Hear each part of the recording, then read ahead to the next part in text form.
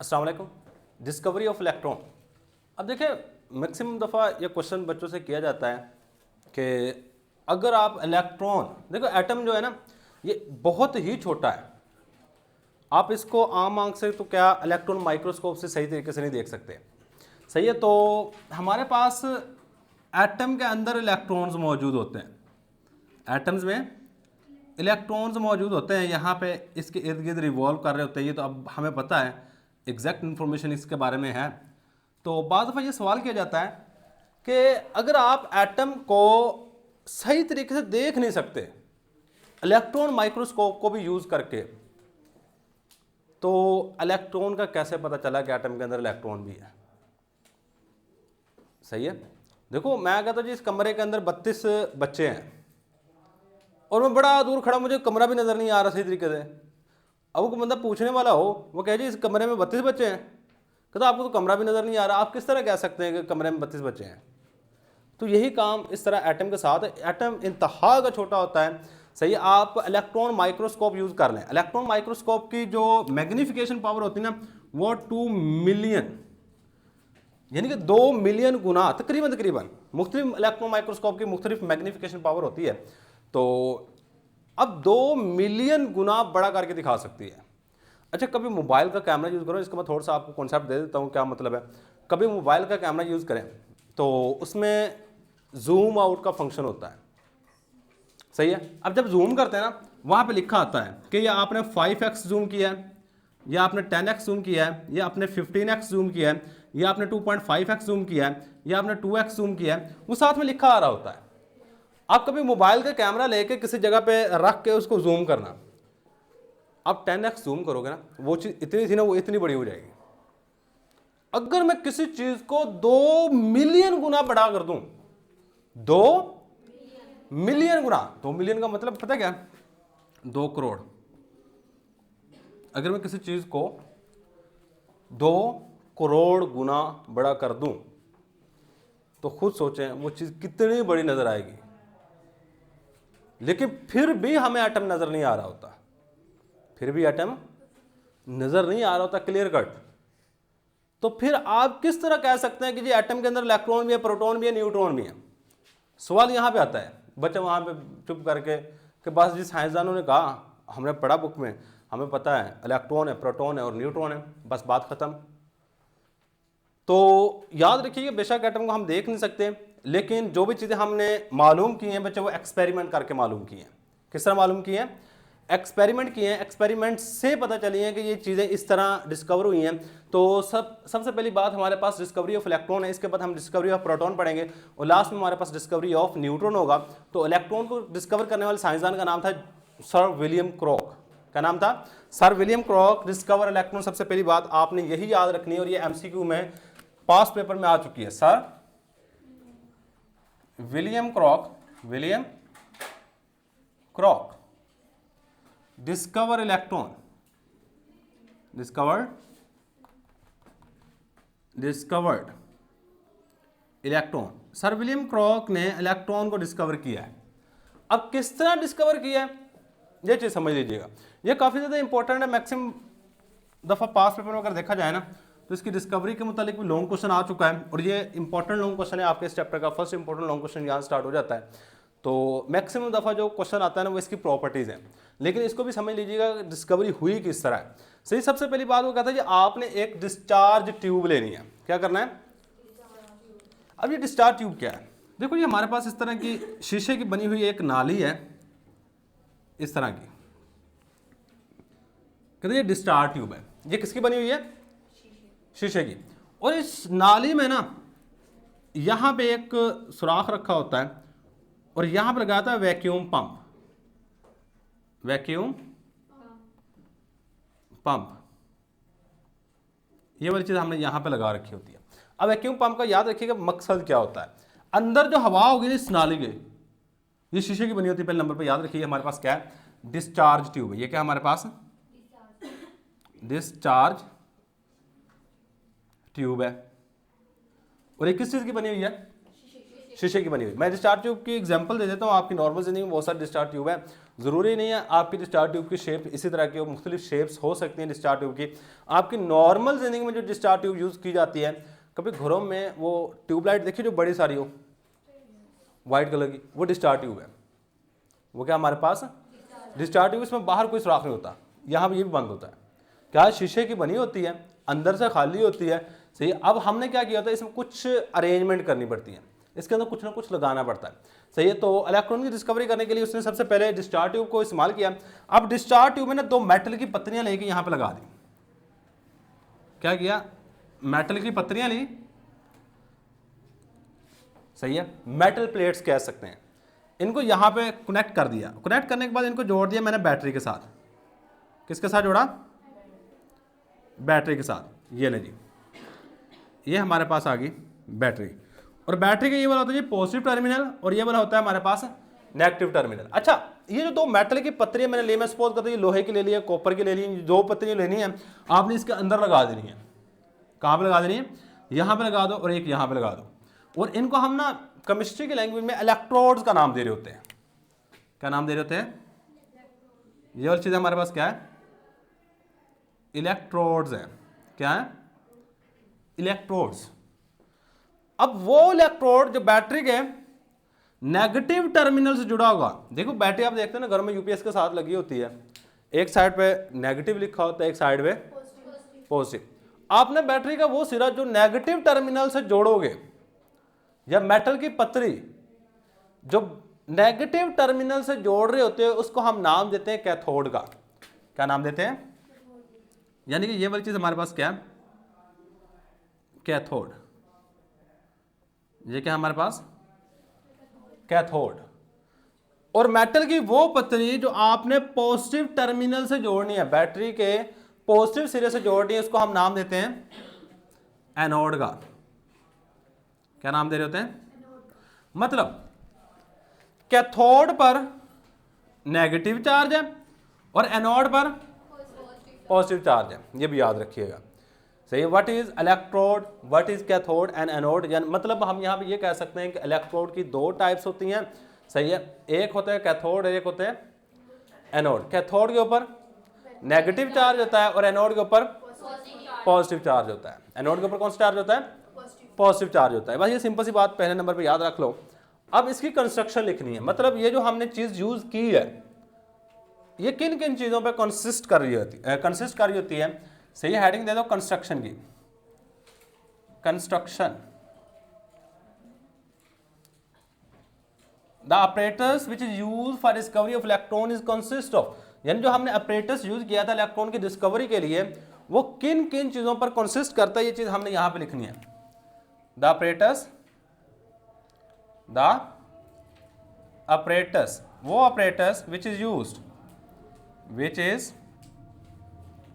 जिसको हमने इस्तेमाल किया है, use for the discovery of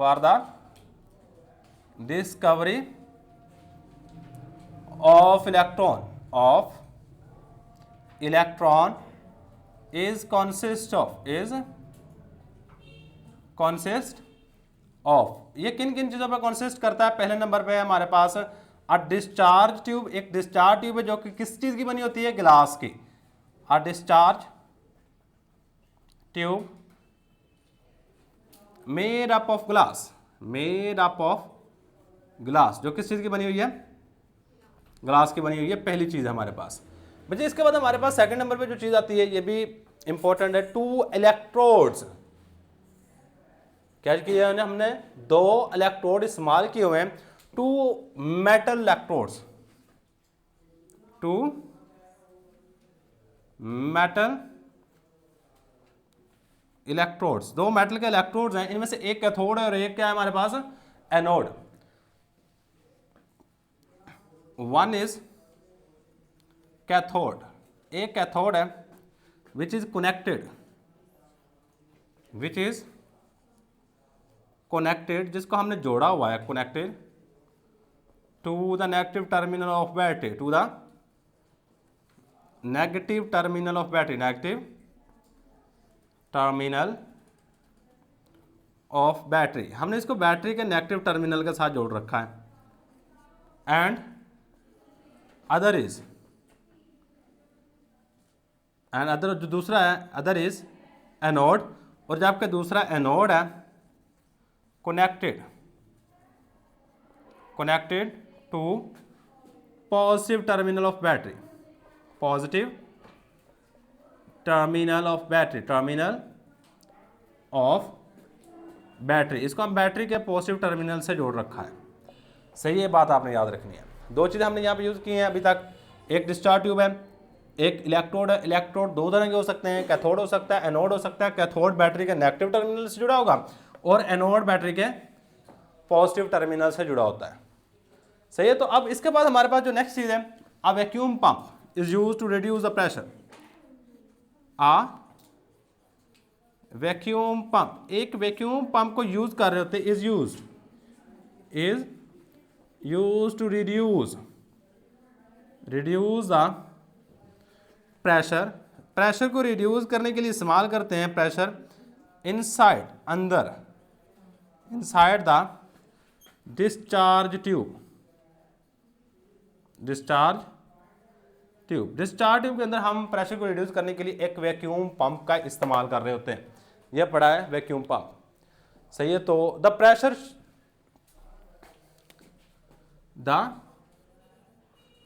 pressure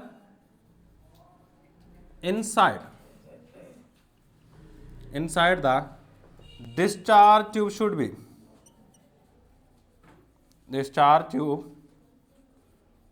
be, pressure होना चाहिए, कितना होना चाहिए, शुड बी 10⁻⁻⁴ टॉर।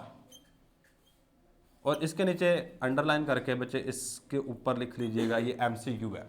ये क्या हमारे पास एमसीक्यू, और ये पास पेपर में काफ़ी दफ़ा एमसीक्यू के तौर पे आ चुका है, बड़ा ही इंपॉर्टेंट एमसीक्यू है। सही है कि आपका जो डिस्चार्ज ट्यूब का अंदर वाला सिस्टम है, यहाँ पे कितना प्रेशर रखना चाहिए, कितना प्रेशर होना चाहिए, 10⁻⁻⁴ टॉर, 10⁻⁻⁴ टॉर होना चाहिए।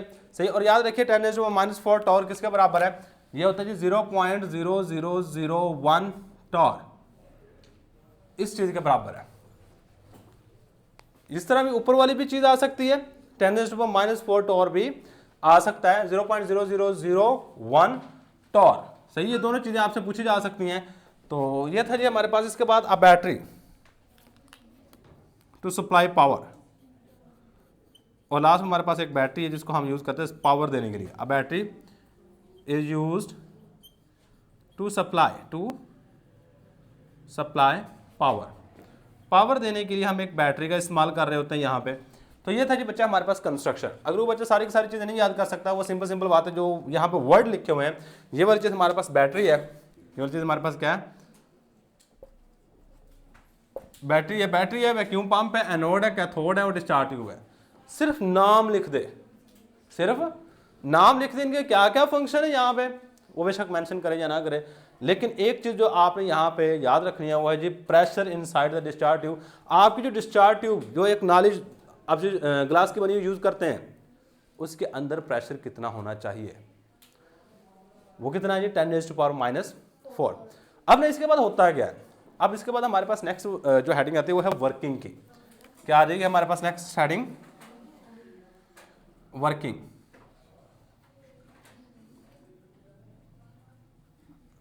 सही है। ये हमारे पास वर्किंग की हेडिंग आ गई है कि मतलब ये काम किस तरह का था, किस तरह पता चला यहाँ पे इलेक्ट्रॉन्स पैदा हुए हैं या कैथोड रेज। इसको ना कैथोड रेज का भी बाज़ दफ़ा कह रहे होते हैं, डिस्कवरी ऑफ कैथोड रेज। सही है। डिस्कवरी ऑफ इलेक्ट्रॉन भी कहते हैं बच्चे इस टॉपिक का नाम, और डिस्कवरी ऑफ कैथोड रेज भी कह सकते हैं। यहाँ पे इलेक्ट्रॉन की जगह पे क्या आ सकता है, कैथोड रेज। आप कैथोड रेज कहते हैं क्यों है, ये हम देखेंगे। बच्चे आप सबसे पहले काम क्या करना होता है, पहले सीख लो एक दफ़ा, ये अभी थोड़ी देर के लिए लिखना बंद कर दो, पहले समझ लो, बाद में लिखते रहना। सबसे पहला काम ये होता है कि आपने वैक्यूम पंप को स्टार्ट करना है। अभी बैटरी के साथ आपने इसको कनेक्ट नहीं करना। सही है। वैक्यूम पंप को स्टार्ट करना। वैक्यूम पंप किस तरह का होता है, जो घरों में एक क्लीनर यूज़ किया जाता है ना, वैक्यूम क्लीनर घरों में यूज़ किया जाता है। डस्ट वगैरह को, जो क्लीन वगैरह होता है ना, वहाँ पे झाड़ू नहीं दिया जा सकता, उसके ऊपर जो डस्ट वगैरह होती है इसको खींच लेता है ऊपर की तरफ हवा को। सेम काम इस तरह हम यहाँ पे यूज कर रहे हैं, तो जो अंदर से हवा को बाहर की तरफ खींचता है, सही, उसको वैक्यूम पंप कहते हैं। सबसे पहले आपने वैक्यूम पंप को ऑन करना है। ऑन करने के बाद आपने इंटरनल साइड प्रेशर कितना कर देना है, यानी प्रेशर कम कर देना है। कितना कम करना है, 10⁻⁻4 टॉर तक। इसके बाद आपने बैटरी को कर देना है कनेक्ट।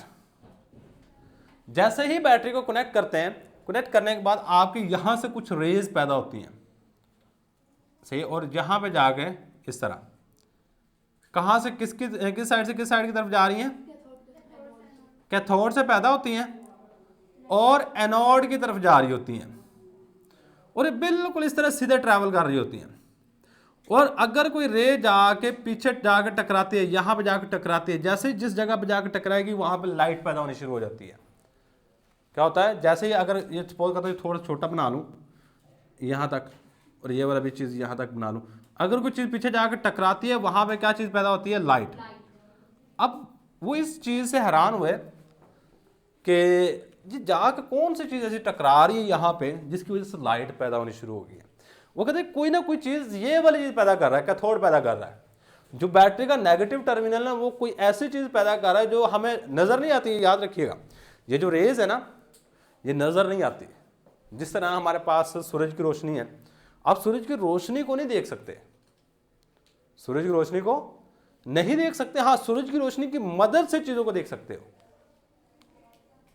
दो बातें हैं, सूरज की रोशनी को नहीं देख सकते, सूरज की रोशनी की मदद से चीजों को देख सकते हो, सही है। यहां पे भी सेम ये सन रेज होती हैं, ये क्या हमारे पास सन रेज, सही। इसी तरह कुछ रेज यहां पे पैदा हुई, नजर नहीं आ रही, लेकिन जब आके वो ग्लास के साथ टकरानी शुरू हुई, यहां पे लाइट पैदा होनी शुरू होगी। क्या चीज पैदा होनी शुरू होगी, लाइट। तो होने का जी ये वाली चीज जो पैदा हो रही है, क्योंकि ये कैथोड से पैदा हो रही है, इसे हम इसको नाम दे दीजिए ये कैथोड रेज है।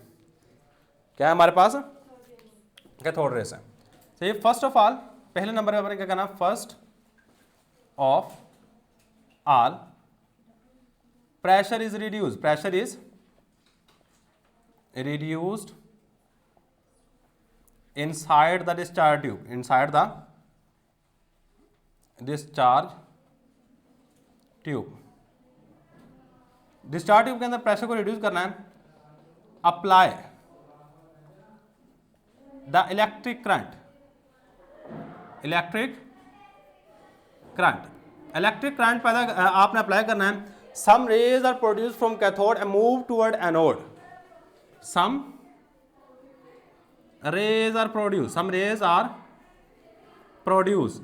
कुछ रेज पैदा हो रही होती हैं from, कहाँ से, from cathode, कैथोड से, and move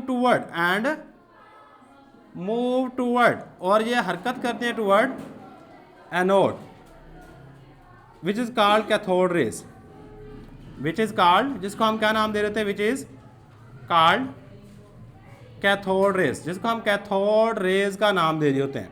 क्या नाम दे रहे होते हैं, कैथोड रेज का नाम दे रहे होते हैं बच्चे। इसके बाद हमारे पास जो नेक्स्ट चीज आती है, कहता जब ये रेज जाके ग्लास के साथ टकराती है, डिस्चार्ज ट्यूब के ग्लास के साथ, तो ये लाइट पैदा करती है। when these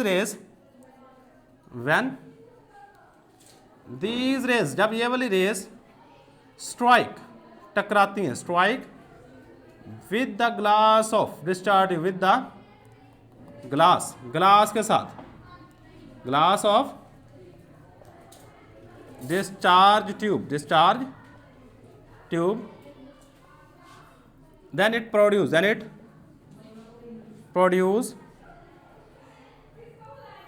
light. तो ये लाइट पैदा कर रहे होते हैं। मतलब ये था जी हमारे पास डिस्कवरी ऑफ इलेक्ट्रॉन, सही है। अब नेक्स्ट हमने, आप कहेंगे यहाँ पे किस तरह पता चला ये इलेक्ट्रॉन नेगेटिवली चार्ज पार्टिकल है, सही। अभी तक हमें कोई पता नहीं चला, लेकिन जब हमने इसके जो नेक्स्ट लेक्चर के अंदर हम इसकी प्रॉपर्टीज पढ़ेंगे तब पता चल जाएगा ये वाकई ही इलेक्ट्रॉन थे।